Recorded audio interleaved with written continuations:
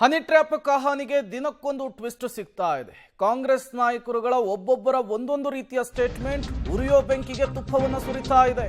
ಹನಿಯನ್ನ ಹುಡುಕಿಕೊಂಡು ಹೋದವರು ಟ್ರ್ಯಾಪ್ ಆಗ್ತಾರೆ. ನಾನು ಸುಮ್ಮನೆ ಇದ್ರೆ ಯಾರು ಬಂದು ಟ್ರ್ಯಾಪ್ ಮಾಡ್ತಾರೆ? ತುಮಕೂರಿನಲ್ಲಿ ಗುಬ್ಬಿ ಕಾಂಗ್ರೆಸ್ ಶಾಸಕ ಶ್ರೀನಿವಾಸ್ ಅವರ ಹೇಳಿಕೆ ಇದು. ಹನಿ ಟ್ರ್ಯಾಪ್ ಆಗಿದೆ ಅಂದ್ರೆ ದೂರನ್ನ ಕೊಡಬೇಕು, ತನಿಖೆ ಆಗುತ್ತೆ. 40-50 ಜನರು ಹನಿ ಟ್ರ್ಯಾಪ್ ಆಗಿದೆ ಅಂದ್ರೆ ಅವ್ರಿಗೂ ಕೂಡ ಗೊತ್ತಿರುತ್ತೆ. ಚೀಟಿ ಯಾರಿಗೆ ಕೊಟ್ಟರು ಅನ್ನೋದು ಕೂಡ ತನಿಖೆ ಆಗಲಿ. ಹನಿ ಟ್ರ್ಯಾಪ್ ವಿಚಾರವನ್ನ ಪಕ್ಷದ ಚೌಕಟ್ಟಿನಲ್ಲಿ ಚರ್ಚೆ ಮಾಡಬೇಕಿತ್ತು. ಮುನಿರತ್ನಗೆ ಬುದ್ಧಿಭ್ರಮಣೆ ಆಗಿದೆ ಅಂತ ಹೇಳಿ ಡಿಕೆ ಹೆಸರನ್ನ ಹೇಳ್ತಿದ್ದಾರೆ. ತುಮಕೂರಿನಲ್ಲಿ ಇದೇ ವಿಚಾರವನ್ನ ಪ್ರಸ್ತಾಪಿಸಿ ಗುಬ್ಬಿ ಶಾಸಕ ಶ್ರೀನಿವಾಸ್ ಕಿಡಿಕಾರುವಂತಹ ಕೆಲಸವನ್ನ ಮಾಡಿದ್ದಾರೆ. ಹನಿ ಹುಡುಕಿ ಹೋದರೆ ಟ್ರ್ಯಾಪ್ ಆಗ್ತಾರೆ ಅಲ್ವಾ?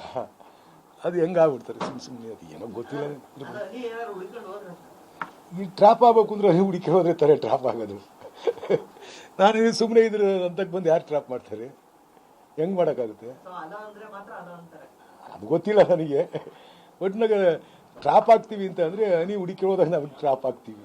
ಕೊಡಲಿ ಸರ್, ಇದು ವ್ಯವಸ್ಥೆ ಅಲ್ಲಿಲ್ಲ ಅಲ್ವಾ? ಆ ಥರ ಆಗೈತೆ ಅಂತಂದಾಗ ಯಾರು ಬಂದವ್ರೆ ಅವ್ರಿಗೆ ಗೊತ್ತಿರ್ತದೆ, ಯಾರು ಬಂದವ್ರೆ ಅಂತ ಗೊತ್ತಿರ್ತದೆ. ಅವ್ರು ಹೋಗಿ ಕಂಪ್ಲೇಂಟ್ ಮಾಡಲಿ, ಕೇಸ್ ಹಾಕ್ಲಿ, ಅವಾಗ ಎನ್ಕ್ವೈರಿ ಆಗುತ್ತೆ.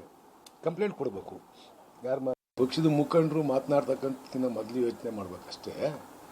ಪಕ್ಷದ ಇಮೇಜ್ಗೆ ತೊಂದರೆ ಆಗುತ್ತೆ ಅನ್ನೋದ್ರ ಬಗ್ಗೆ ಅವ್ರಿಗೆ ಅರಿವಿರಬೇಕು.